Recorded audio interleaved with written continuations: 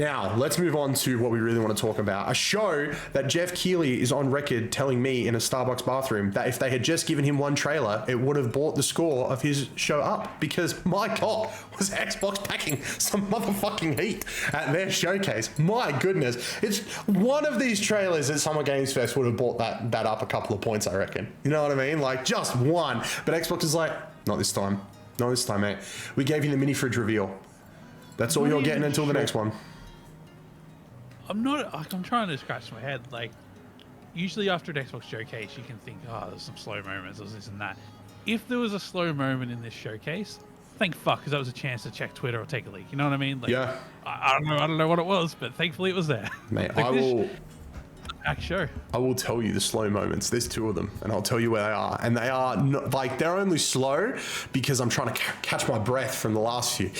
Doesn't mean the games are bad. I'm just like, oh, I have a second. All right, ladies and gentlemen, let's break down the Xbox Games Showcase. So first up, and I think smartly, they opened with a trailer for Call of Duty Black Ops 6, basically being like, we'll talk more about this later. They did. They were they quick, kept it concise. I think that was an appropriate start. It was paced well. It got to the point, and they moved the fuck on just as quickly as it started. 100%. And then, as if I couldn't get any more... Wait, what's wrong? What happened? I was just going to say, and they dropped the release date for it, so it wasn't like a waste of time either. True. Like, that's where we did get the release date.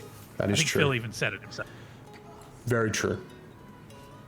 Solid opening, actually. Yeah, thinking about that, that was a solid opening, you know what I mean? I think it was smart to go in with something, you know this is coming, you know we're going to talk about it more later, here's this, here's release date, we're just like, this is us just like starting the fire.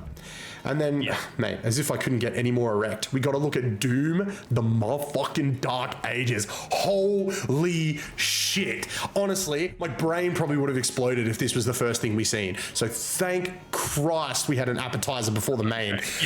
The chainsword shield, the fur, the slight change to the helmet, just the combat, the shotgun, the mace. Oh my God, this game. Oh my God. Skull. That was the greatest thing I think I've ever seen. Oh my God, like I forget what it's got an official name, but I forget what it's called. But yeah, it like grinds up enemy skeletons into projectiles. So good. And there's a mount that flies and literally does the Godzilla thing where it opens up an enemy's mouth and just beams stuff. There's a freaking Pacific Rim mech. There's like a freaking Jaeger in this thing. And I found out that, like I said, I'm like, man, it looks like a Jaeger. It's because the freaking designer is the guy who designed all the Jaegers for Pacific Rim. That's why it looks so cool. It's the actual guy. I'm like, that is so cool. But yeah, Doom the Dark Ages, holy shit, looked amazing, looked so good. And oh man, I'm not getting this game for such a long time, but I'm so ready for it when it comes, man. It looked so good. What a way to start. Did it have a release year on it? Oh, I think it was like next year, but there's 50-50 shot in my mind. I'm willing to wait. If they say, hey, we need more time, I'll be like, you take that time. I do not want this thing half-baked or undercooked, all right? I need this perfect medium, okay? With béarnaise and fries. I understand a lot of people would say this would have been a great opening game as well, but a great 1-2 punch here. You know, like... We could debate the small parts all day long, but a great 1-2. Man. And Phil did have a chat in the middle of it, and he didn't chat too long, which was good. And then it rolled into this. Like, solid opening 10 minutes. So good. So good. Oh, I need to calm myself down because there's a lot more to come. Then, my friend, we got to look at State of Decay 3. And we didn't get a big look, but it was like, hey, it's coming. And it's going to be great. I'm like, awesome. So, the State of Decay 3 trailer, I think, was an excuse. Like, as in, it was a reminder, hey, we still exist, it's still coming. Which, honestly, some people were, like, unsure about. So, that's great. Yep. But then in the detail, I don't know if it's on Xbox Wire or wherever the fuck it is, but this game is now getting development support from the Coalition and from Obsidian. And it's they're using the shared world tech from Grounded's coming. So this game's getting some love. Thank God.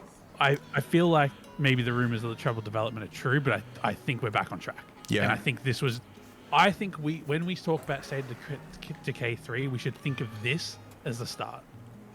Yeah, I know that's agree. not like necessarily fair, but in terms of like timelines and stuff, I think we'll see it in 2 years. Yeah, I agree. I was going to say, I don't think this is anytime soon. Yeah, very excited. Then we're going to look at a trailer for Dragon Age The Veilguard, a trailer that divided a nation.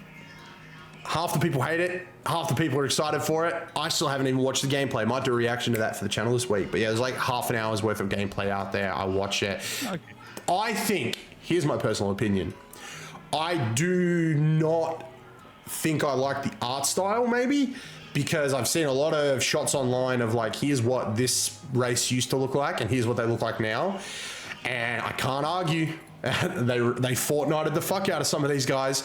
But again, it's been a long time since the last Dragon Age. The last Dragon Age was Game of the Year. I think we need to give them a little bit of benefit of the doubt. You know what I mean? If they've done this, clearly they're trying to give a little bit of a refresh to the series. Maybe they're like, maybe it'll be just as good as Dragon Age was, just with a different coat of paint. Like, we need to give them a little bit of leeway. Yeah. Also, like, after Anthem, I think it's good to be skeptical. Yeah. But like, I don't think we should be too nitpicky because the studio still exists, which is great. Yeah. You know what I mean? Yeah, Like, legit. let's just see if it comes out and it's shit. Absolutely shit on it, but I don't think we should get too picky. If it comes out and it's shit, see what happens. that might be the end of BioWare. The fact that EA showed up with this trailer, I think, was cool though. Just Yeah. generally speaking, like, we said on the podcast a couple of weeks ago that like EA will have something, Ubisoft will have something, and I think EA delivered. You know, they didn't beat around the bush. You know, I agree. feel like it was something we hadn't seen before, so it's cool. I agree.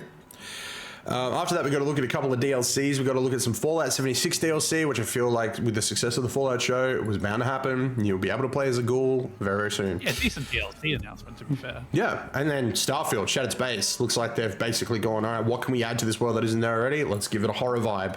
I like that a lot. I think it's cool. I think it's going to be very different, and I'm glad that Starfield didn't get the best reception. I enjoy Starfield. I don't care what anybody says. I like Starfield. So yeah, it'll be nice to jump into some DLC. Once I finish the main game, I just keep getting distracted by shiny things over in the corner. Then, a prediction that I had for this show, and I was laughed out of the room. Laughed out of the room, sir. We got to look at World of Warcraft: The War Within. A very long try. Okay, hang on. Let me slam my book down. Such a weird thing to be in the middle of the show. Like, such a weird thing to have there. Because it wasn't like, hey, it's coming to Games Pass. Hey, it's coming to console. It was literally like, it felt like, yeah, bitch, we own it now. That's what it felt like. Because it was like, I was about to say the same thing. That was just showing off. Let's go over the entire history of the World of Warcraft story, just to remind you that there's a new expansion coming soon. Oh, is it coming to Games Pass? No. Oh, is it going to, like, you're not going to pay subscription anymore? No, Timmy, don't be stupid. Oh, is it coming to console? Shut up, James. We own it now. And it's like, oh, guys, okay, cool, awesome. Yeah, let's just have this right in the middle of the show. That's fine. But yeah, look good. I don't know if I would have done anything differently. You know what I mean? Like, I think that was just a fuck you, it's ours, and you can still have it. I think, yeah. It was like, oh. Look, I think it's leading. I think it'll make sense. I think in a couple of years we'll look back and we're like, that fitted in perfectly. Yeah. When the Xbox and Windows are a bit closer aligned, things are different in the future. Like, I think the direction Xbox is heading in, that won't feel weird looking back. No, super fair. Yeah, super fair. I just wish it was a bit shorter.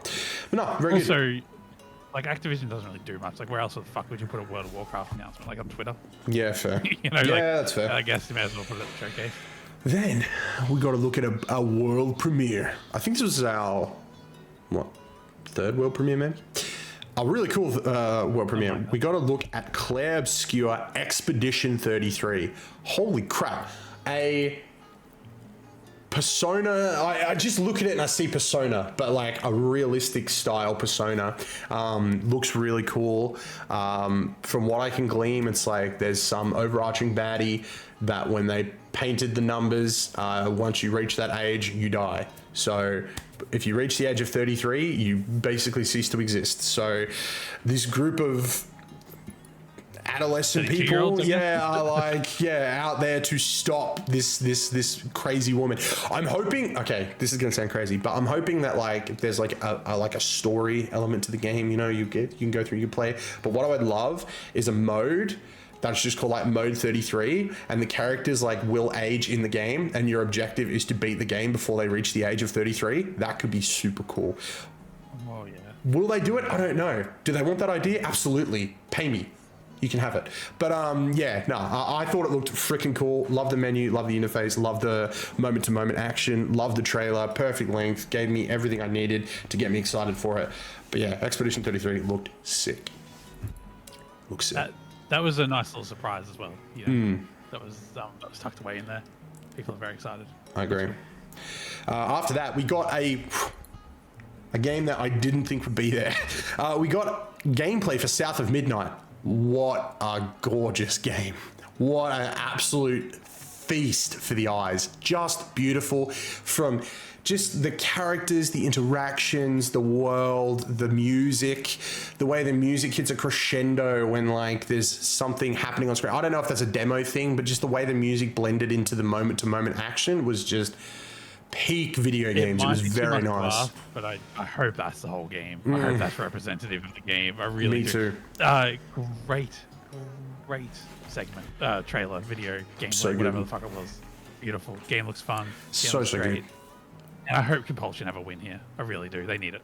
Yeah, honestly. That trailer was one of the things that I thought, like, if Jeff had this as a show ender, I feel like they would have bumped his show up a couple, because it just looked so nice. I wonder, actually, maybe this is a conversation for another time, but like, I wonder if Xbox should have given something to his show that would have been the best thing in his show, but wouldn't have got overcrowded in the Xbox show. Like, it's in South of Midnight, I think it's getting paid its dues, but it would have probably got more attention online if it was at his show, because it kind of got crushed between some of the big heavyweights at the Xbox Yeah, show. But I agree. it didn't stand on its own at the same time, though. Like, it's interesting, but I think just a conversation there. the reason that Xbox didn't give Jeff anything is because they wanted a show that was going to bang, that was going to blow people's socks off, which they got. And also, it wouldn't surprise me if like Phil was scrolling through Twitter and realized that Jeff never tweeted about the PlayStation studio closures, but went ham on the Xbox ones and thought, well, you know what, fuck you, buddy, you're not getting shit. I hope people notice that, to be honest, because his bias is... You could always say he's got a bias, but at the same time, PlayStation was doing way better than Xbox. So it's like, 100%. well, everyone's probably, you know... But some of this stuff is just objectively ridiculous. Like, you know, never talks about a negative PlayStation story. 3 minutes after the Xbox story goes live, oh, he's on it, you know? Like, and it's not just him, it's a lot of the gaming media, to be fair, but you might be right. But, like, it's not like Xbox shows up to the Game Awards, though, you know? Like, they fucking... They don't miss that. But I mean, like, this year, what did he get for that? He got Lego Horizon Adventures. You know what I mean? Look at what he could have had if he wasn't such a little knob. Crazy. After that, we got a look at a fucking game I never thought I would see on this stage. Freaking Metal Gear Solid Delta Snake Eater just there with gameplay, and I was just like, it was okay. It was. I know it's crazy, right? Doom Dark Ages, freaking World of Warcraft, this Expedition 33, South of Midnight, and it was the Metal Gear trailer that made me go, they're cooking. Like, that was the trailer that made me go, Yeah.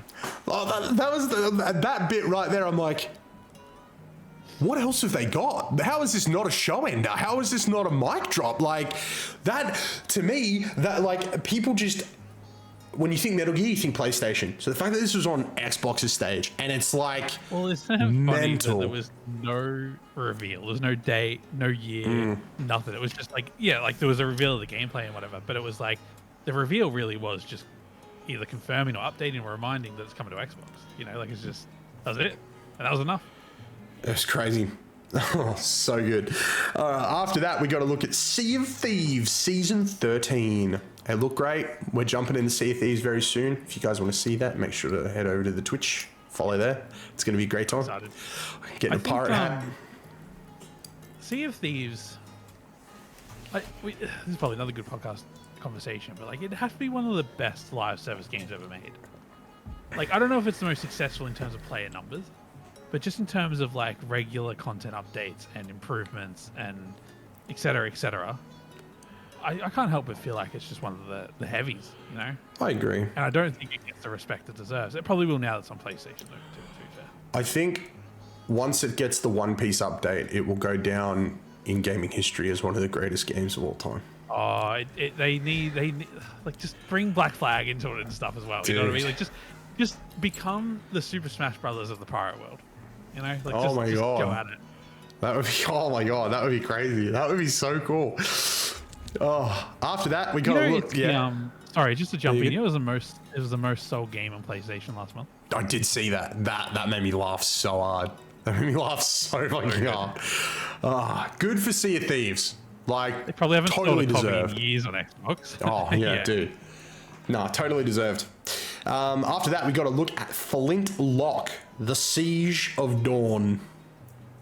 Very cool. Very cool game. You don't remember it, do you? I'm fucking locking up here. What was it called? Flintlock. Flintlock, The Siege of Dawn. It's that game with the female protagonist that's just like smacking people up and stuff like that. It looked like it's one of those games that like looks. I don't want to sound mean, but it's like, oh, it's this super generic third-person action game. But I think it's going to be one of those games that when it comes out, it's going to be like, yo, this game's a 10 out of 10. This is a 9 out of 10. I mean, they just dropped a demo for Steam Next Fest, so. And it's coming July 18, coming I out. believe. That's right. Yeah. Did I get the date right? Yeah, you did. Oh, Yeah. dude, I'm a gaming journalist, guys. Heard of you first. Smashed it. I think that's a good game to have at the showcase. I agree. That's right, A44. It's probably not really up my alley, but well, clearly I forgot it. But yeah, it's cool to have that. Very cool. Then, my friend, we got a delectable little trailer for Age of Mythology. I like that's coming to Xbox Day One. I mean, if it didn't, like, I don't think anyone would be like. I think a lot of people are happy it's coming, but like, I think some people don't understand. But Yeah. I don't know. That's I only ever played that at friends' houses, so it'd be good to give that game a go. And It's not far away either. It's like September 5th, September 4th, somewhere around there. yeah, 4th. There was a game at the 4th and a game on the 5th in the showcase somewhere. I think this one was the 4th. Exciting time. I'll be honest. A lot of people are like, oh, it's that Ara game, and Age of Mythology. It just looked great. I look forward to playing it. I'm glad it's on Game Pass. Surprised the Ara game wasn't here though. To be fair. I feel like if you've got think it Age of was- Mythology, you Yeah, don't mix everything. the up. thing I noticed, especially about this show, is there wasn't really anything that stood on the toes of anything else. You know what I mean? There was like, you had COD. You didn't really see many other major like first-person military shooters. You know, you had Doom. You didn't really see any Doom-like games. Diablo 4. yeah, You you're not know, wrong. it's like they were very like they had like they basically were like. They've clearly held stuff back, according to Paris. They held a lot of stuff back. That Gamescom's going to be a big show for them. That's great. Gets me excited. But they were very selective, I think, about what they've shown, so that So much it was didn't see, eh? yeah, so much. But they were very clear about like, hey, this is completely different from anything you've seen this show, and I think that was smart. Like, Perfect Dark, next game. Let's talk about it because I could not fucking believe it was there. But very different from any of the other first-person shooters we've seen. You know what I mean? Nothing like Doom, nothing like COD. Very Deus Ex, very great showing, great gameplay, great way to get me excited for Perfect Dark again. Did a really good job showing what you'll be doing minute to minute, moment to moment. Looked great. I'm a big Deus Ex fan. I loved Human Revolution. I one of my favorite games of all time. Mankind Divided. I just wish had sort of like wrapped up a little bit better, so I wasn't sitting here waiting for a third game I'm never going to get. You know what I mean? So yeah, Diablo, Perfect Dark feels like that sort of like, hey, we're trying to keep Deus Ex alive. It's just join a dark now, new area. I'm like, yeah, that's cool. I'm here for it. Looked great. Gameplay looked amazing. I'm very so very cool. excited for that game. Oh, It's a so cool. shame that it's probably so far away, but it felt like fresh. But like, yeah, like we're comparing it to other games in a way that it's like, oh, it's like this, but it also feels fresh. But maybe it's just a generation we're in as well. Possible. Yeah. I think that game's going to come down to the story. Either the story's going to be really memorable, or the story's going to be dog shit, and the game is going to live and die by the story. Yeah. And in a first-person shooter, that's tough. And I think Good luck to 'em. it was smart. I agree. I think the story is where it's going to be, but I think it was smart when they showed Perfect Dark this time. They focused primarily on the gameplay mechanics, moment to moment. Oh, what you're doing. I agree. I think people need to tick that box first. because but now it's like next time we see it, I feel like the story needs to start. that's what it's going to be. Yeah, because I think they've got a banging story trailer somewhere, but I think it was smart they went gameplay first, because I feel like if we just got a story trailer with like little sprinkles of gameplay in there, people would have been like, I don't think this game's real.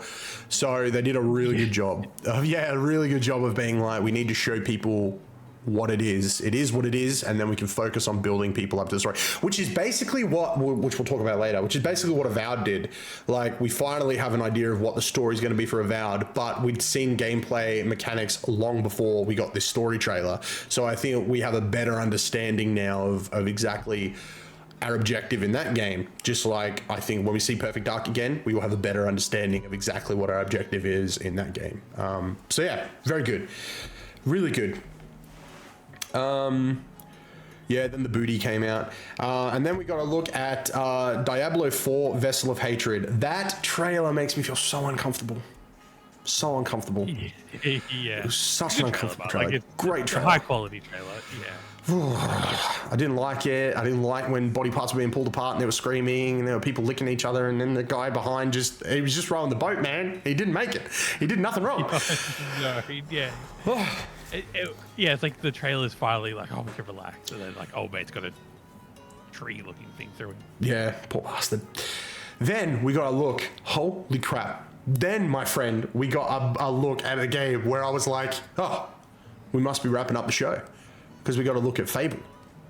What a great trailer. Like, just another great trailer that just showcases that, like, this game could be GOAT. This could be Game of the Year worthy. You know what I mean? Like, they're doing a really good job of building up the world. Hope so. Honestly, out of every game at the showcase, if only one got to be a 10 out of 10, I hope it's Fable. Honestly. Personally.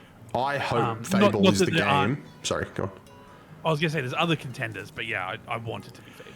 I hope Fable is the game that gets the direct next year. You know how they did it for Starfield, they've done it for COD. Yeah. I think Fable getting that treatment next year would be I was just about to say, like, I know it's a 2025 game, but I do kind of wish there was a little bit more in the trailer. Yeah. It's been a long time coming, you know what I mean? But if it got the direct next year, that would make up for it. I think that, like, seeing as it's probably, going to drop next year, and just in my mind, it makes sense that is the game that gets this little direct. Because we're going to get Perfect Dark the year after.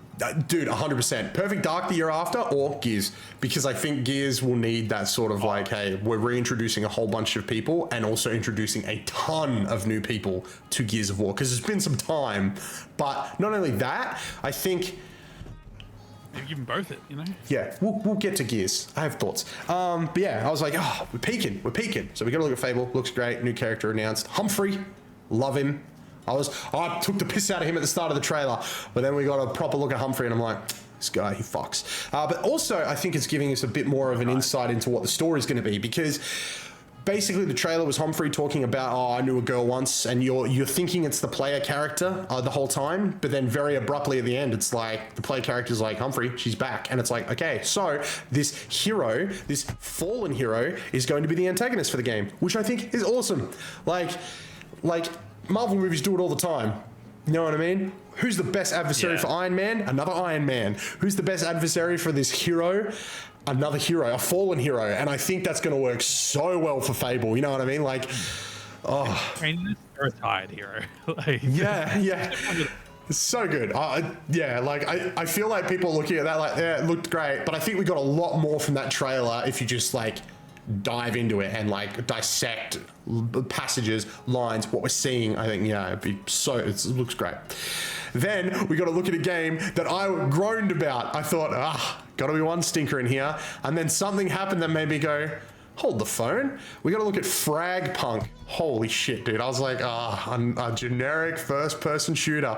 Then the motherfucker pulled out a card and broke it in half. And the world transformed into a jungle. And I'm like, hang on a minute. Hang on a second. Somebody pulls out a card and creates an explosion. I'm like, what's going on here? This looks all right. It's like another hero shooter, you know, Concord, Marvel Rivals, Overwatch, all that sort of stuff. But it has a gimmick, you know, it has a twist, it has a thing, and I'm like, you know what? If it's coming to Game Pass, sure, it's probably free to play. Yeah, what?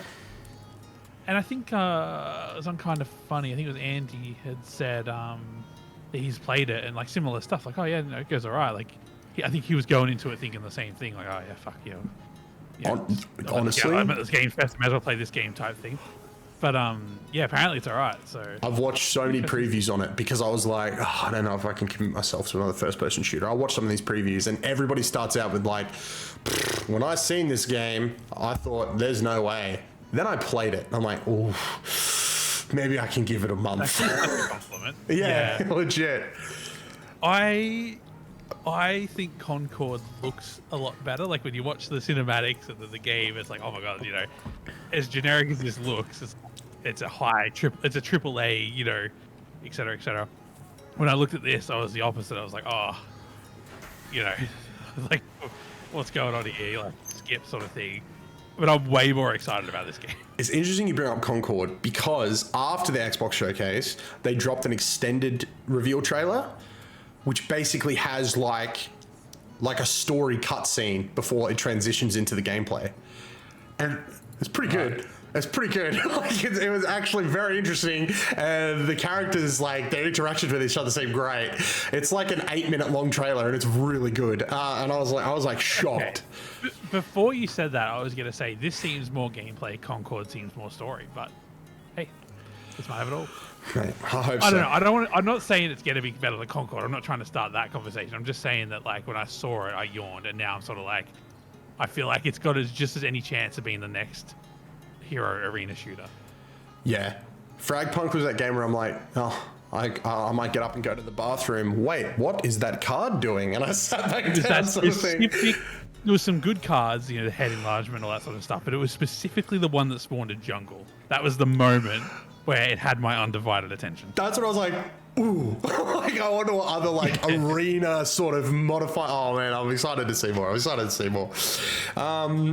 going to take it slow for a little bit now. We're in the, hey, I need to take a breath. We got to look at Winterborough. He plays a little mouse. You've come home. You're a big city mouse. You've come home. You got to get over the bridge to see your aunt. Holy shit, we did it. We built the bridge. Only took 6 hours of in-game. Oh my god, my aunt got taken by an owl. Can't wait to see more. Good trailer. After that, we got just a beautiful coming-of-age story. Mixtape. Look cool. Apparently it's like, yeah, I remember seeing someone describe it as being like, it's like telling the story of these three teens that are about to like go off to college and be separated, but they tell the story through music, through this mixtape that they've put together. So like each level will be represented by a song, and they do some sort of activity together. And yeah, so yeah, cool. Look cool. And then, we got to look at Life is Strange, Double Exposure. Max Caulfield, the protagonist from the first game, is returning. And yeah, it looks like she hasn't used her powers since the first game, and this is her using her powers again for the first time. But instead of being like time reversal, it's like dimension hopping, which was explored in a graphic novel, I believe, which is cool. Okay. So there is precedent for it. It's not like they've just gone, hey, let's give us some new powers. It's like, hey, they gave her new powers earlier. Yeah. That's good. Then to take it way down, this is where I like leant back in my chair and I'm just like, oh, love this music. We got to look at Flight Simulator 2024.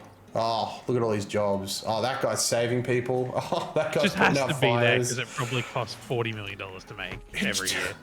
It looks so good, though. Like, it looks so good. Like, I looked at it. I was like, I don't need this game. And then I looked at some guy, like, putting out a fire, and I'm like, shit goes up a light here in Australia all the time.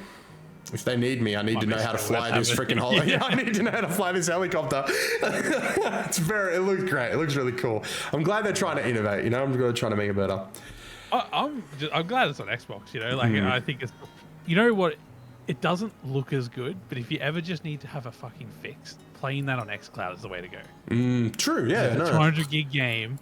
It looks like shit on xCloud, except because the game's slower, it sort of doesn't look as bad, but like the bit rate's obviously low.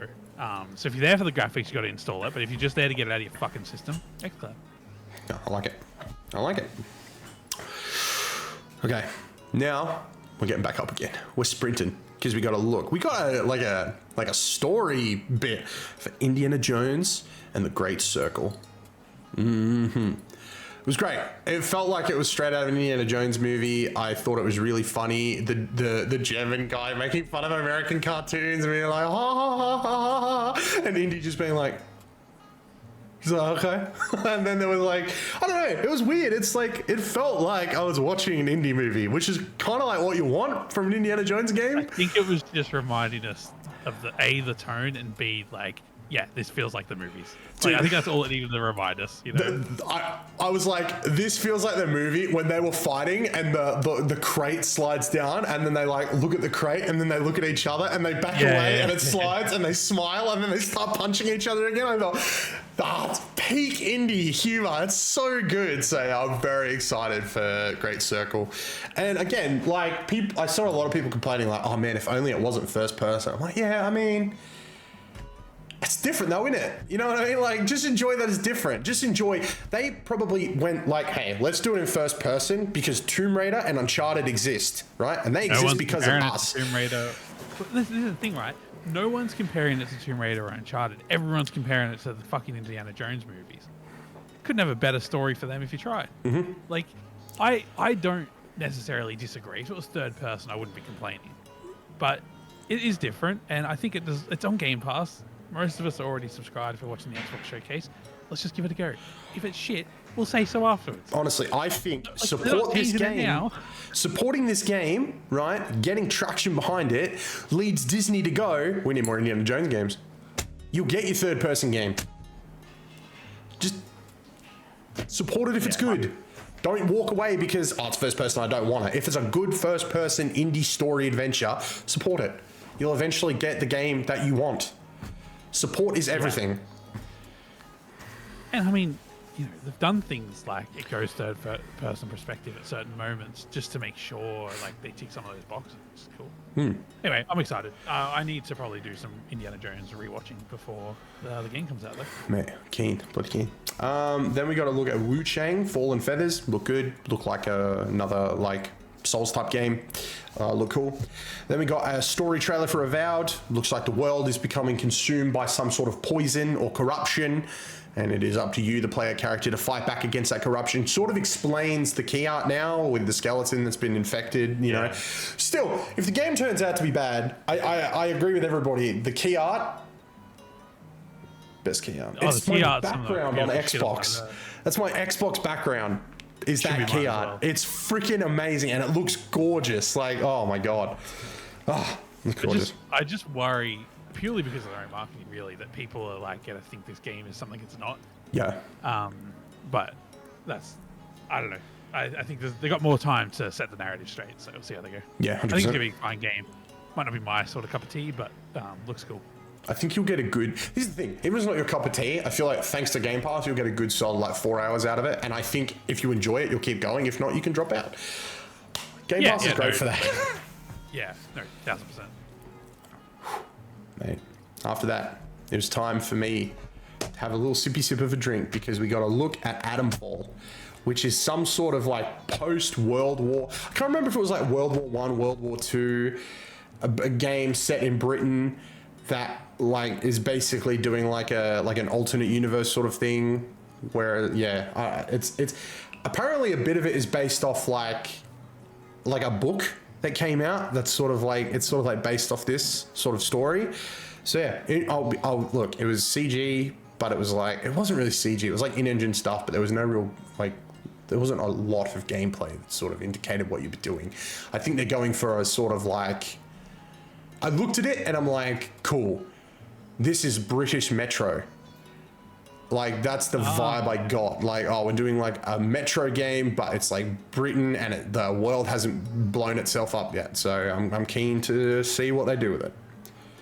I look forward to seeing it again because I think it's coming out next year. So I hope we get to see more because the game looks interesting, but I don't know if I'll go and seek a lot out about it. I think I need to be shown that again at the Xbox Showcase next year, potentially. Is it coming to Game Pass? I can't remember. It's not exclusive or anything. I think it is. I think it's a Game Pass game. Because, I mean, I've just looked up the developer. I didn't realize it was a Sniper Elite developer. Yep, Rebellion. Yeah. Yeah. I like to see that. That's good. That's good. Very different from them. which is great. Means they're probably getting to make a game that they want to make at the moment while, before they make another Sniper. I love Sniper Elite 5, don't get me wrong, but I think it's good for them to stretch their wings. 100%, I agree. Pardon me. We are coming to the end of the show now with a story trailer for Assassin's Creed Shadows. Great story trailer. Get you hyped for the lead up into the Ubisoft Forward gameplay dive. Just quickly, yes. Rebellion published it as well, so they are making whatever they want. Yeah. Surprisingly. It's great. Assassin's Creed, like I said, Ubisoft will be there with something. No surprise, Assassin's Creed. Could have also been Star Wars, but I think Assassin's Creed was the right call. Good trailer. And, obviously seen that at the Ubisoft Forward. Yes. And then we got another trailer for Stalker 2 Heart of Chernobyl and a release date. Finally. That was September as well, wasn't it? It was September, my friend, and I'm very excited because I've had this game on pre-order since the announcement of the Xbox 360. I swear to God, it's been on pre-order that freaking long. So I'm glad we're finally getting it. It looked great. Looked gorgeous. Like, my God, does this game look good, man. It looks so good. Following up, that was the reveal of a new digital Xbox Series X and another Xbox and an Xbox that looks like a starry sky, basically. Do we really want to touch on this? Like, just glad it was quick, Kyle. I'm just glad it was quick. It was so fast. So great. Then let's oh man. We hit the one more thing. And the screen went red. And I went, there's no way. And it started. And then I twigged way earlier than a lot of other people. I was watching reactions and I twigged when I seen the newspaper and it mentioned the opposing faction to the coalition. I was like, oh my God, it's Gears. And then the screen pops up with a cog on it. And then Jordan was like, oh my God, it's Gears. And then Marcus Phoenix comes through the fucking wall and all of us like, it's Gears. Like, it looks so good. The Locust looks scary and awesome. There was like, what's crazy is it's the song from the original reveal trailer of the original Gears of War, just humming along in the background. Beautiful. So good.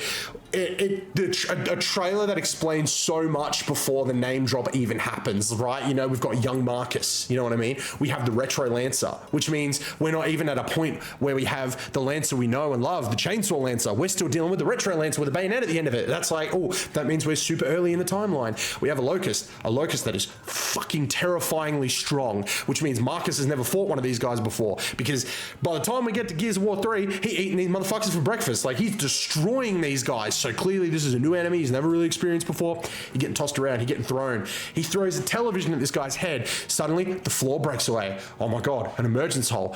Oh my God, it's a red emergence hole. What is going on? Marcus is about to fall into the hole. Then an arm grabs him. To the untrained eye, it's just an arm. To Kyle, he's like, oh my God, I know that fucking arm. That's my boy Dom's arm. And then it's revealed, it's Dom. And you're just like, can't handle this, man. Can't handle this. Dom's, oh man, Gears is that, oh man, Gears is so important to me, man. Gears was the game, when Gears 3 came out, okay, my mum knew how important that game was to me.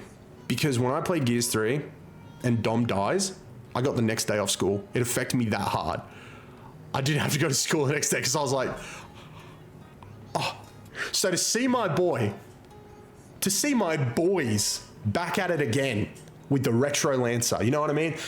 Amigos, bromigos, back at it, and then the drop, right? It's like little Gears of War, and I'm like, oh my God, it's clearly about to drop like the Roman numeral for 6, right? We're about to get 6, and it just says E-Day.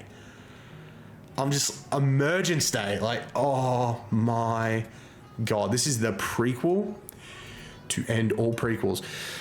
There's footage out there of me somewhere on the internet. It was from years ago. It was like before Gears 5. It was before Gears 5 when it was like rumored that the opening to Gears 5 was going to take place on E-Day. I remember being like, we need a game set in that time period. Hell, go back further. Give me a game set during the war before the Locust emerged and then end the game with the emergence of the Locust. That is my dream game.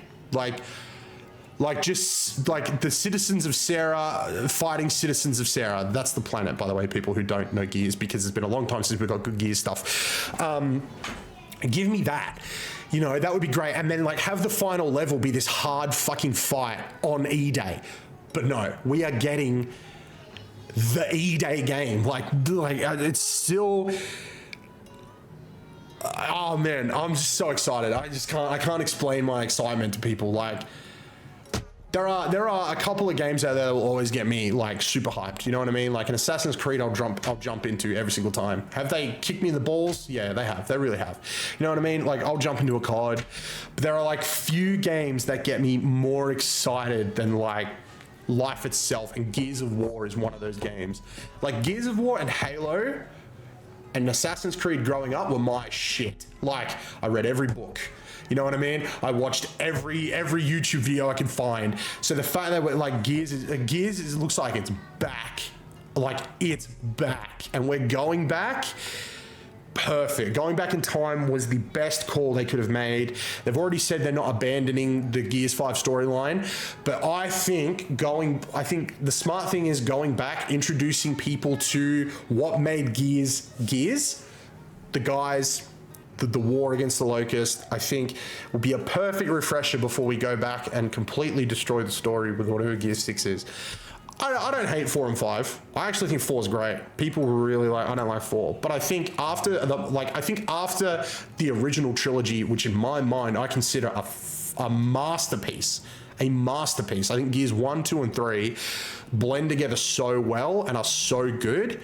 It reminds me of Batman: Arkham Asylum, City, and Night. Like they are they all amazing? No. But they all tell an amazing story across a trilogy. Gears does the same thing. Tells an amazing story across 3 games. Is every game perfect? No, of course not. I think they are. I think they're great. I think Gears 1 is still playable to this day. I think if you boot up Gears 1 today, it has aged like a fine fucking wine. And I'm saying original Gears on 360. I'm not saying the remaster they did. I'm saying OG Gears on 360 has still aged like a fine wine.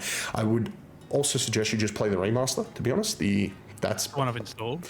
Brilliant. Best way to experience the first Gears.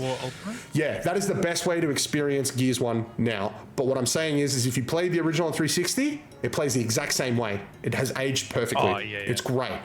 Best way to experience it though is Ultimate. 2, I think is so good. 2, to a lot of people, where the series is like, that is the best game in the entire series. I love 3.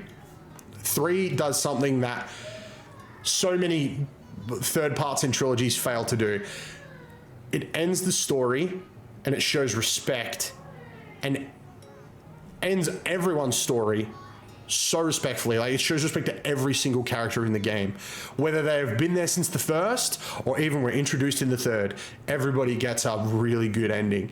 So it was always going to be hard for Gears of 4 to come in and sort of like pick up where a game ended so well, but I think Gears 4 did it. Gears 5 is where it got real loopy, and that's because they decided to change protagonist. Like it was a really weird choice. But no, I'm excited to see what they do next. But yeah, Gears of War E-Day. This is one of those hard ones. Like I look at like Summer Games, right? And I'm like, I look at Summer Games and I'm like, yo, that Alan Wake 2 DLC is probably my announcement, but my game of the show is probably Monster Hunter Wilds. I look at this and there's so many games of the show that it's just so hard to pick. But I think like E-Day is the one that made the show for me. You know what I mean? It was just crazy. I can't wait. I was so excited. So excited. And then we got the Black Ops Direct, which just totally is like zombies is back, omnidirectional movement, multiplayer soon, story campaign, like, oh, we're taking everything great about Cold War and making it that much better. And I'm just like, man, Xbox popped off. Sorry, I've just rambled. You go.